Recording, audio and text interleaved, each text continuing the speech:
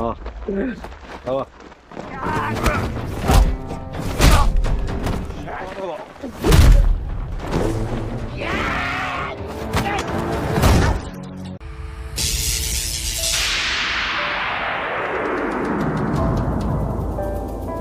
Kembali lagi bersama saya Mamang Tobi yang kali ini sangat excited karena akan membawakan film terbaru berjudul Badland Hunters yang dirilis pada tahun 2024. Film baru ini menceritakan tentang seorang pemburu binatang buas yang harus melawan puluhan pasukan khusus, tentara bayaran, gangster, dan lain-lain demi menyelamatkan keponakannya yang diculik. Dan menariknya, film ini memiliki tema distopia yang menggabungkan beberapa subgenre mulai dari bencana alam hingga zombie apokalip. Dan saya berjanji akan membawakan ceritanya dengan sangat seru dan menegangkan. Apalagi film ini dibintangi oleh aktor favorit kita semua, jagoan kita semua, siapa lagi kalau bukan Madongsok alias Mamang Donli yang akan menggampar, menggaplok, dan menghabisi semua musuhnya. Loh, so tanpa berlama-lama lagi, siapkan mata, telinga, dan anu-anuan kalian semua. Mari kita nobar dan inilah Badland Hunters.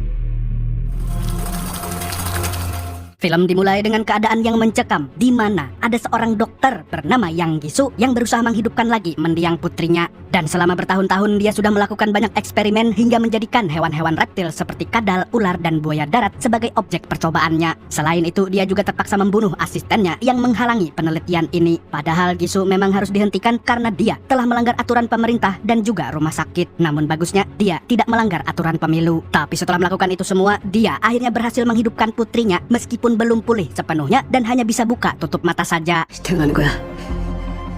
Tidak berselang lama, atasannya datang bersama pasukan khusus yang ditugaskan untuk menangkapnya. Tapi sebelum itu terjadi, Gisu menyuntikkan serum hasil eksperimen ke tubuhnya sendiri karena dia ingin membuktikan bahwa usahanya selama ini tidak sia-sia. Melihat itu, para pasukan khusus pun langsung menangkapnya sebab Gisu semakin terlihat seperti orang yang gila kekuasaan. Namun tiba-tiba tanpa adanya prediksi BMKG, inilah yang terjadi. Gara-gara gempa besar itu, seluruh kota Seoul hancur berkeping-keping dengan jumlah korban jiwa yang sangat banyak. Tapi tidak lama setelahnya, orang-orang baru tahu kalau gempa itu terjadi di seluruh dunia. Atau dengan kata lain, kejadian ini adalah pemanasan sebelum kiamat datang. 3 tahun kemudian, dunia sudah berubah total, di mana populasinya menurun drastis sebab terjadi kemarau panjang dan kelaparan. Karena setelah gempa besar, semua sumber air dan makanan telah habis, sehingga manusia harus bertahan hidup dengan segala cara. Bahkan, ada yang terpaksa menjadi kanibal. Akan tetapi, sebagian besar orang mencari makan dengan berburu binatang buas, seperti yang dilakukan oleh pemuda bernama Jiwan ini. Di sini, dia terlihat sedang membidik seekor buaya darat yang berukuran sangat besar dengan sebuah panah api. Ketika buaya itu sudah tumbang, Jiwan mendekatinya secara perlahan untuk memastikan lagi kalau binatang sasarannya benar-benar mati. Tapi ternyata buayanya masih hidup dan langsung mengejar Jiwan saat itu juga. Lalu tidak berselang lama, ada seorang bapak-bapak yang saya kenal sekali tiba-tiba menarik buntutnya dan langsung bergelut dengan binatang buas tersebut. Dan bapak-bapak brutal ini adalah the one and only Madongsok alias Mamang Donli yang memerankan tokoh bernama Namsan di film ini. Kemudian kita diperkenalkan dengan seorang gadis cantik bernama Suna. Dan walaupun tidak mandi selama 3 tahun, tapi dia tetap glowing dan enak untuk dipandang. Di gubuknya yang sederhana, Suna tinggal bersama sang nenek yang selalu menjaganya. Gak kebalik tuh. Terlebih lagi, seluruh keluarga mereka telah tewas akibat gempa besar 3 tahun yang lalu. Dan sejak saat itu, Suna harus bertahan hidup dengan neneknya hingga mereka sampai di sebuah desa yang warganya saling membantu satu sama lain. Selain itu, mereka juga membuat alat penyaring air kotor yang bisa digunakan oleh semua penghuni desa. Dan bahkan, mereka juga membuat pasar untuk jual beli bahan makanan seperti yang dilakukan oleh Namsan dan Jiwan. Mereka ini kayak pedagang kaki lima lah ya. Dan di sini mereka bertahan hidup dengan menjadi tukang daging. Dan kali ini mereka berdua sedang menjual daging buaya yang baru saja mereka tangkap. Tapi karena sistem keuangan dunia telah hancur, mereka kembali menggunakan sistem barter seperti zaman dulu. 좋은데? Dan karena sistemnya adalah barter, artinya benda seperti emas sudah tidak ada harganya lagi. Maka dari itu, Namsan menolak perhiasan milik salah satu janda yang ada di sana yang ingin membeli buntut buaya. Buntut buaya lezat kok mau ditukar sama emas? Yang benar aja, rugi dong. Tidak berselang lama, Suna dan neneknya datang untuk membeli daging kepada Namsan. Lalu di sini terungkap kalau Namsan adalah orang yang telah menyelamatkan Suna ketika gempa besar terjadi. Dan sejak saat itu, Suna pun menganggap Namsan sebagai pamannya sendiri. Namun tidak lama kemudian, desa itu kedatangan gerombolan gangster gembel dengan mobil akhir zaman dari tempat bernama Spalen. Akan tetapi kocaknya, mereka mengaku sebagai polisi. Padahal sistem pemerintahan telah hancur 3 tahun yang lalu. 거기 잠실 경찰서에서 나왔어요. Mereka kemudian menangkap beberapa warga yang dituduh sebagai penjahat. Tidak berhenti di situ, mereka juga ingin menangkap Suna karena masih muda, cantik, dan idaman cowok Gemini. Jiwan yang melihat itu pun tidak tinggal diam. Dia langsung menerjang para jamet itu demi menyelamatkan gadis yang dia sangat sukai. Tapi sayangnya dia malah dikeroyok dan dihajar habis-habisan oleh para gangster itu. Tapi untungnya Namsan kembali turun tangan dan membogem salah satu jamet sampai mental yang membuat jamet lainnya marah dan menyerang Namsan saat itu juga.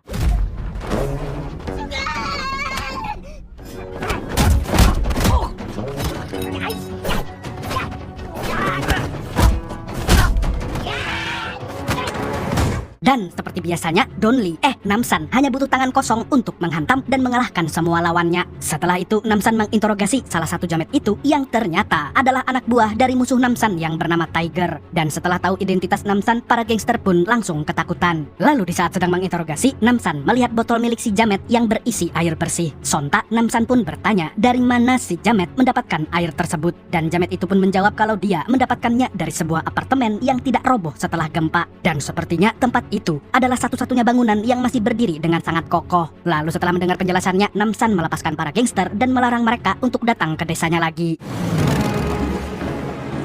Ketika mereka pergi, Jiwan mengajak Namsan untuk pergi ke apartemen yang dimaksud oleh para gangster tadi. Akan tetapi Namsan tidak terlalu yakin dengan perkataan mereka. Di saat sedang berbincang, mereka tiba-tiba melihat ada beberapa orang berpakaian rapi yang sedang mengunjungi gubuk milik Suna dan neneknya. Karena curiga, Namsan dan Jiwan pun langsung mendatangi mereka. Dan ternyata mereka adalah penghuni apartemen yang ingin mengajak Suna dan neneknya untuk tinggal di sana. Selain itu, salah satu dari mereka mengaku sebagai seorang guru yang bertugas untuk mendidik anak-anak Korea yang selamat dari gempa. Dan tentu saja semua itu dilakukan demi masa depan negara tersebut. 아이들을 지켜야 다시 인류가 살아날 수 있다고 믿습니다. Bu guru itu kemudian menjelaskan kepada Suna dan neneknya bahwa di apartemen tersebut ada banyak makanan dan juga air bersih. Jadi nantinya Suna bisa merawat neneknya dengan baik. Dan tidak hanya itu, dia juga bisa bersekolah bersama para remaja lainnya. Mendengar penjelasan bu guru, akhirnya Suna dan neneknya memutuskan untuk ikut ke apartemen. Dan tanpa membuang waktu lagi, mereka pun berpamitan kepada Namsan dan Jiwan. Suna lalu memberikan hadiah perpisahan kepada Jiwan yang berisi gambar Jiwan ketika sedang memburu binatang buas. Sontak, Jiwan pun langsung terlihat bersemangat.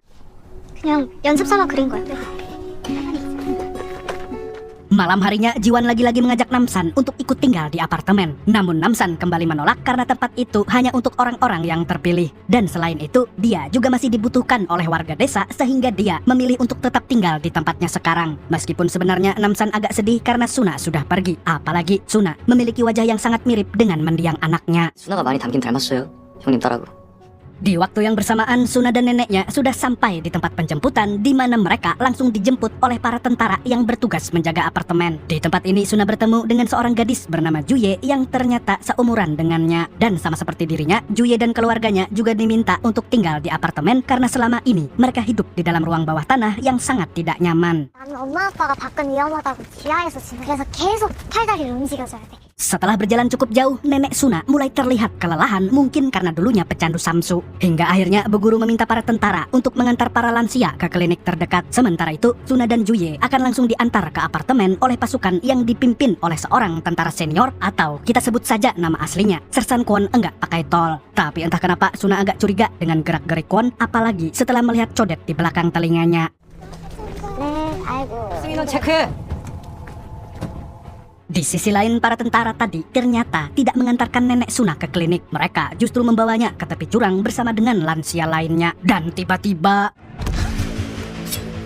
Tapi di waktu yang sama, Namsan dan Jiwan melihat kejadian itu ketika mereka sedang berburu. Dan tanpa membuang waktu, Namsan pun langsung menghabisi dua tentara jamet tersebut dengan parang andalannya. Namun tidak disangka-sangka, mereka berdua bangkit lagi seperti zombie dan kembali menyerang Namsan dengan membabi buta.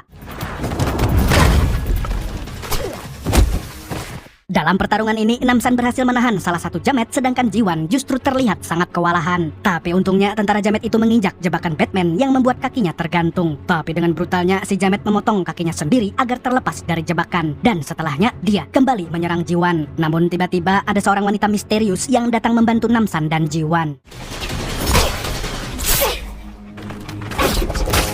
Berkat bantuan si wanita, Namsan pun berhasil menghabisi para jamet dengan cara memenggal kepala mereka. Tumben memang Donli barbar. Lalu setelah baku hantam, Namsan mengajak Jiwan untuk menguburkan jasad si nenek di tanah sengketa sembari mendoakannya agar arwahnya tenang di sisi Tuhan dan kuburannya tidak digusur pemerintah.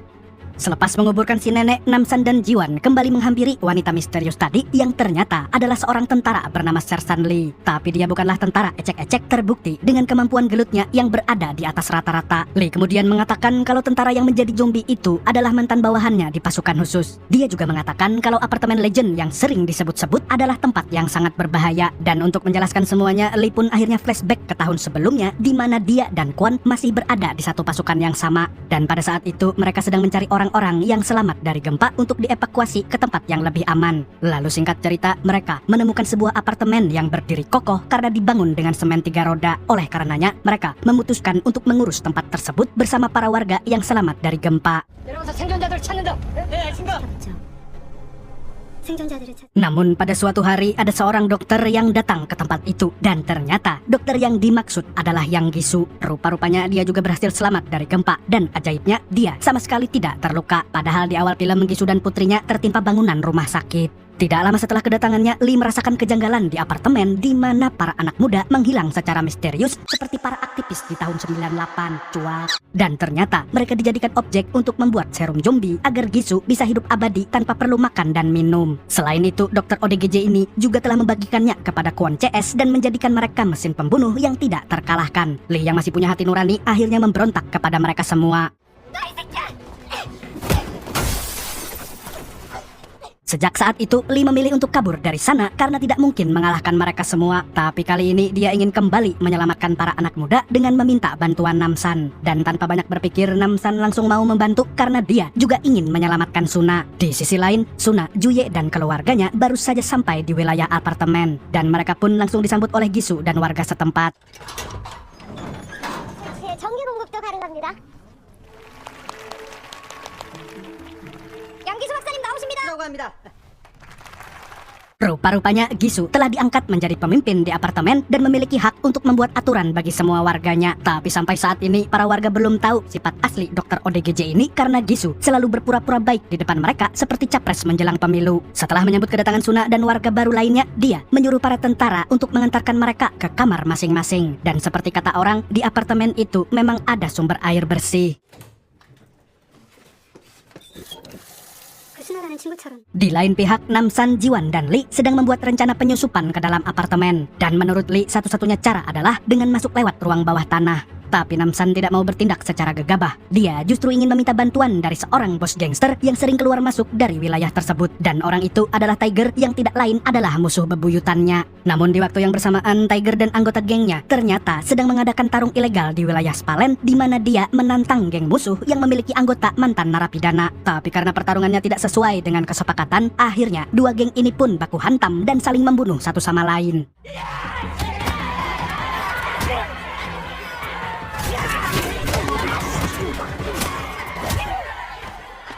Dalam tawuran ini, Tiger benar-benar terlihat sangat beringas dan brutal seperti orang yang haus darah. Tapi tiba-tiba Namsan CS datang ke tempat itu. Lalu dengan santuinya, dia melakukan ini. Melihat sosok Namsan, Tiger pun langsung mengungkit masa lalunya di mana saat itu Namsan dan dirinya adalah atlet tinju profesional terbaik di Korea. Namun pada suatu hari Namsan membuat Tiger pensiun dari dunia tinju akibat pukulannya yang setara dengan skill badang. Mendengar itu, Namsan pun mengajak si Jamet berduel seperti dulu lagi. Namun Tiger menolak tantangan itu dan dia malah bekerja sama dengan musuhnya untuk mengeroyok Namsan dan kawan-kawan. Mendengar itu, tentu saja Namsan tidak takut sama sekali karena dia yakin bisa mengalahkan mereka semua. Ya jelas. Dan tanpa membuang waktu, Namsan CS langsung beraksi dengan sangat epik.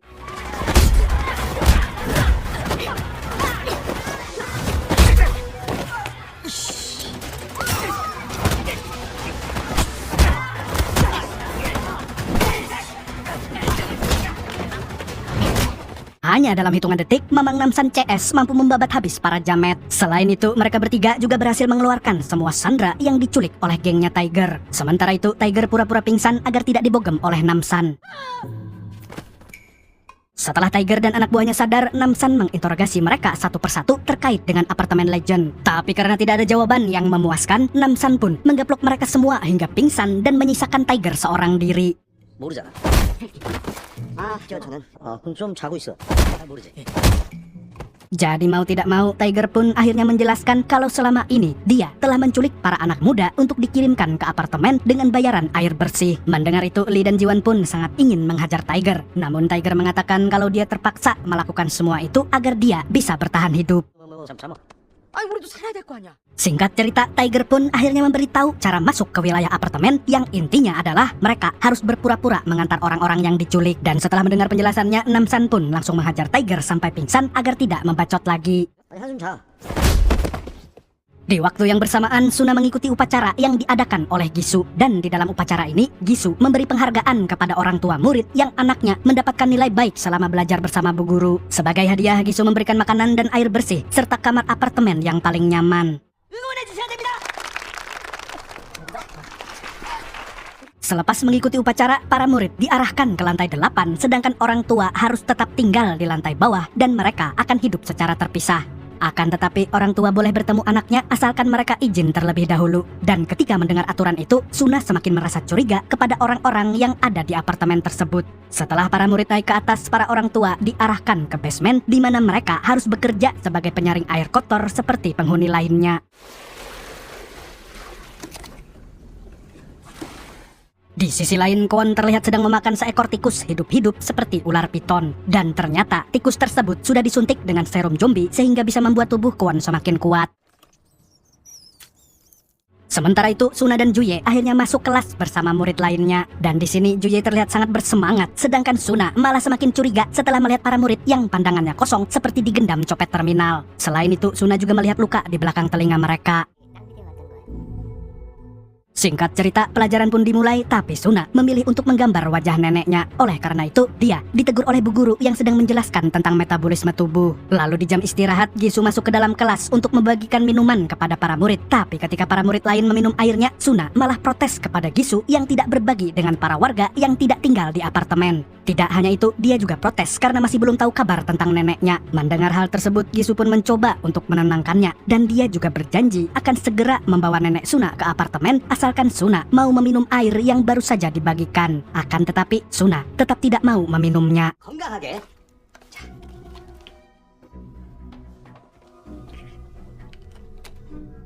Malam harinya, Gisu mendapatkan komplain dari Kwon karena dua anak buahnya belum juga kembali setelah membunuh nenek Suna. Dia belum tahu kalau mereka sudah tewas di tangan Namsan. Selain menanyakan itu, dia juga membujuk Gisu untuk mempercepat eksperimennya. Karena jika tidak, sumber makanan dan air lama-kelamaan akan habis sehingga dia membutuhkan serum yang lebih permanen agar bisa hidup selamanya tanpa makan dan minum. Tetapi Gisu memintanya untuk bersabar sebentar lagi. Di waktu yang sama, Suna diam-diam keluar dari kamarnya dan berniat untuk kabur dari sana.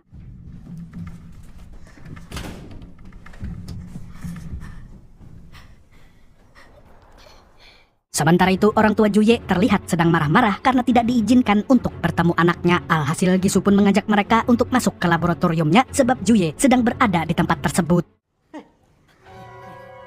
Tapi sebelum mereka sampai di lab, Suna sudah berada di sana lebih dulu. Di dalam lab tersebut, Suna melihat Juye yang terbaring di meja operasi. Selain itu, dia juga melihat catatan milik Gisu tentang hasil eksperimen yang dia lakukan setelah mengorbankan ratusan anak muda. Di sini terlihat jelas kalau Gisu menggabungkan gen manusia dan gen reptil untuk menciptakan manusia abadi seperti siluman kadal. Namun setiap orang yang menggunakan serum buatan Gisu akan berubah menjadi zombie. Lalu tidak berselang lama, Gisu CS masuk ke dalam lab sehingga Suna pun terpaksa bersembunyi saat itu juga. Dari tempat persembunyiannya, Suna melihat orang tua Juye yang khawatir dengan keadaan anak mereka. Tapi di sisi lain, Gisu memperlihatkan jasad anaknya yang membuat semua orang sangat terkejut. Dan ternyata anak Gisu masih hidup dengan kondisi badan yang mirip Kuya. Melihat itu, orang tua Juye pun semakin takut kalau anaknya akan bernasib sama. Alhasil, mereka pun berusaha untuk menyelamatkannya. Tapi tiba-tiba Juye mengalami kejang-kejang dan muntah seperti orang yang mabuk Stella jeruk hingga gadis itu tewas dengan sangat mengenaskan. Dan tentu saja Gisu sangat marah karena eksperimennya belum selesai. Sampai akhirnya Dr. ODGJ itu pun mengamuk dan menghabisi orang tua Juye dengan sangat brutal.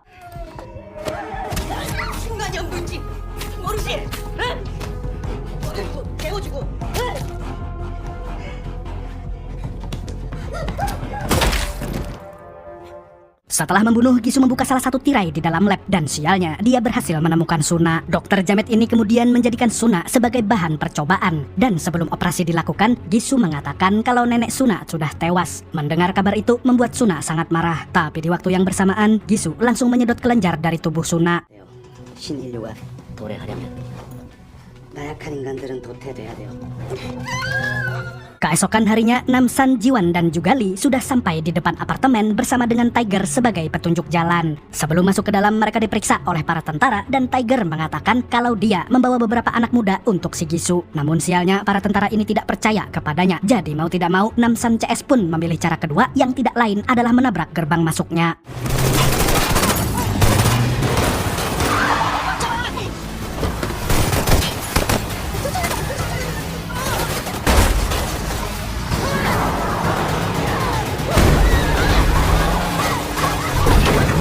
Dan ketika berhasil masuk, mereka berempat langsung diserbu oleh tentara zombie. Jadi mau tidak mau, mereka harus kembali membrutal dengan senjata yang mereka ambil dari markas Tiger.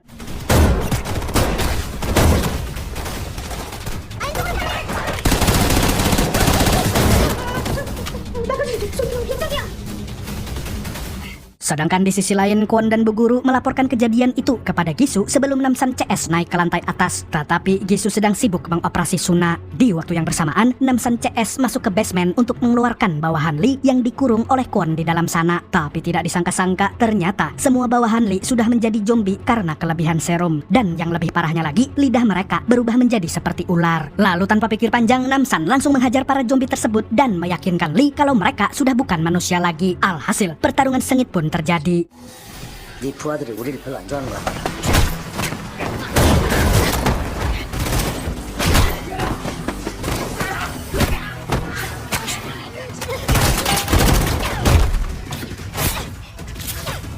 Dan tentu saja pertarungan ini bukanlah hal yang sulit bagi Namsan karena dia sudah berpengalaman gelut dengan zombie di film Train to Busan.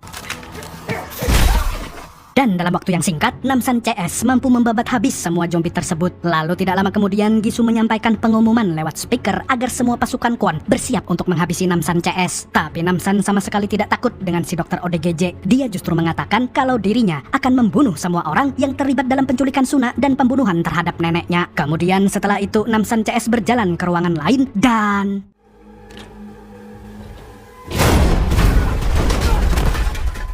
야, 무기 챙겨.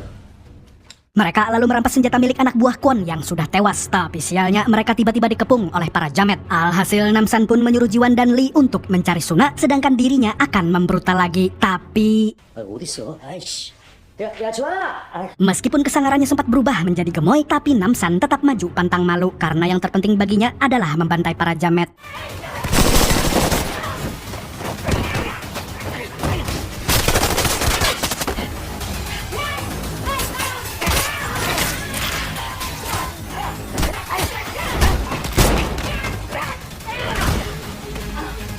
Hanya dalam hitungan detik, Namsan mampu menghabisi ribuan jamet itu dengan sangat mudah. Sedangkan di sisi lain, Jiwan dan Lee terlihat cukup kesulitan karena lawan mereka yang sangat sulit untuk dibunuh.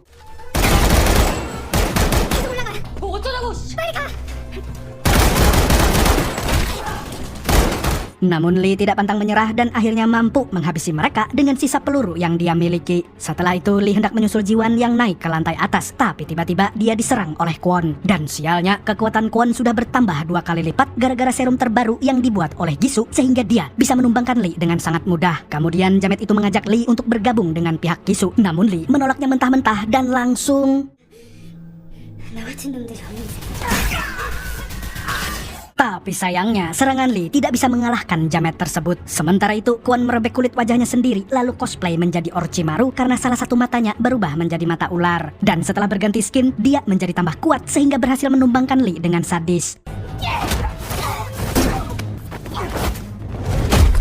Di lain pihak, Jiwan menerobos masuk ke dalam ruangan kelas dan langsung menghabisi tentara yang berjaga di sana. Dan seketika Jiwan terkejoet karena semua murid menatapnya dengan pandangan kosong seperti anak kos di akhir bulan. Lalu tanpa pikir panjang, Jiwan pun menodongkan senjatanya dan memaksa Bu Guru untuk mengantarkannya ke ruangan Gisu. Namun sialnya, dia malah dicegat oleh Kwon yang berusaha menghalangi jalannya. Beruntung, Namsan tiba di sana tepat waktu. Dia menyuruh Jiwan untuk menyelamatkan Suna, sedangkan dia akan buy one dengan si jamet.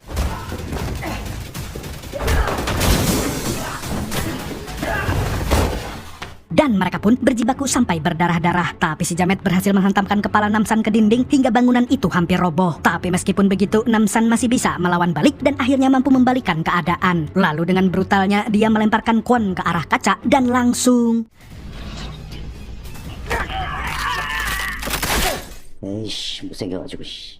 Sementara itu, para murid dan semua penghuni apartemen memilih untuk keluar dari bangunan tersebut setelah mengetahui kejahatan Gisu. Di waktu yang sama, Gisu baru saja menyuntikkan serum dari hasil eksperimennya terhadap Suna. Kemudian, dia berbicara empat mata dengan putrinya dan berjanji akan segera menemukan tubuh yang pas untuknya. Namun tidak lama setelah itu, dia tiba-tiba merasakan kesakitan dan ada bercak luka yang timbul di lehernya. Rupa-rupanya hal itu disebabkan karena Suna tidak pernah meminum air dari apartemen tersebut sehingga serum yang dihasilkan dari tubuh Suna menjadi gagal total.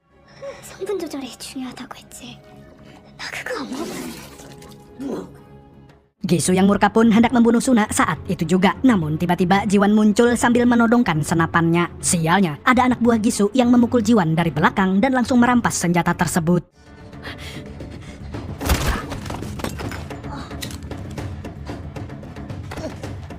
Setelah itu, Gisu menyuruh anak buahnya untuk memindahkan putri kesayangannya ke dalam sebuah koper karena dia ingin melarikan diri sebelum Namsan datang. Tidak berselang lama, Namsan pun akhirnya sampai di tempat itu dan langsung menghabisi anak buah Gisu. Sementara itu, Gisu memilih untuk kabur sendiri dan sengaja meninggalkan Bu Guru yang ternyata botak ini. Kemudian Gisu melemparkan granat ke dalam lab dan...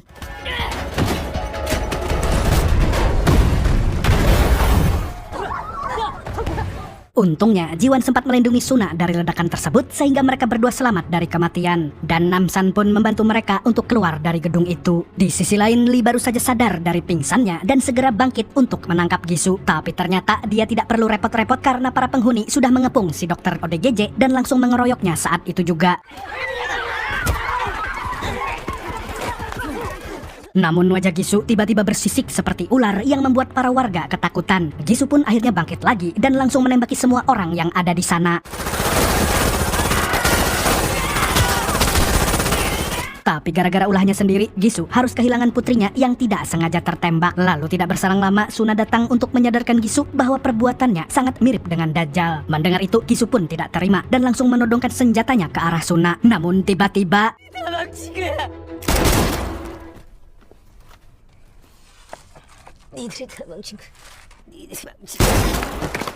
Dan akhirnya Dr. ODGJ itu pun tewas dengan sangat mengenaskan. Lalu tidak lama setelah Gisu mati, hujan mendadak turun setelah merasakan kemarau panjang selama 3 tahun. Setelah semuanya selesai, Lee memutuskan untuk tinggal di apartemen itu dan mengurusnya bersama para penghuni yang masih hidup. Sementara itu, Namsan, Jiwan, dan Suna memilih untuk kembali ke desa mereka. Tapi sebelum pulang, Namsan mengantarkan Suna ke makam neneknya. Dan Suna pun langsung menangis histeris karena dia belum rela kehilangan sang nenek. Di akhir film, Namsan, Jiwan, dan Suna terlihat hidup bahagia bersama warga desa yang lain meskipun hanya menjadi penjual daging babi, dan film pun tamat dengan happy ending.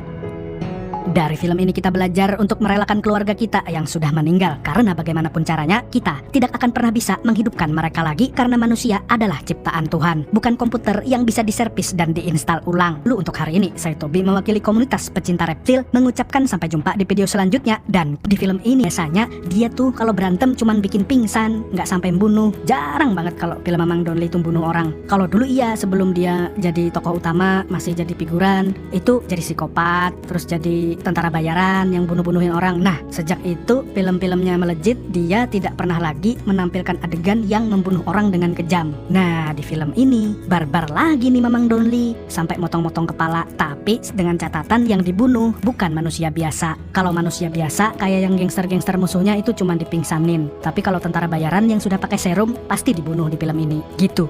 Banyak bacot, ngudut sama ngopi dulu ya. Semoga kalian sehat-sehat terus. Assalamualaikum warahmatullahi wabarakatuh.